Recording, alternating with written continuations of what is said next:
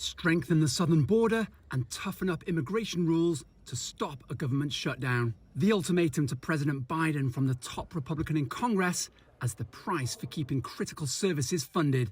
But we've watched what's gone on. We passed a bill that we can secure our border.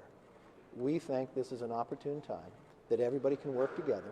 Kevin McCarthy is trying to quash a rebellion of hardline conservatives demanding spending cuts, with the federal government about to run out of money to fund some agencies. And those rebels are demanding tougher policies on the surge of immigration from predominantly Central American countries. So McCarthy is in a tough spot. He has to appeal to Democrats to help give him the majority he needs to pass legislation to keep the government funded in the short term and stop a shutdown.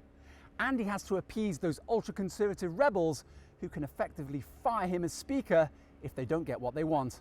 The Democrat-controlled Senate is focusing on a bipartisan stopgap measure, on Tuesday introducing legislation that would pave the way for what's called a continuing resolution.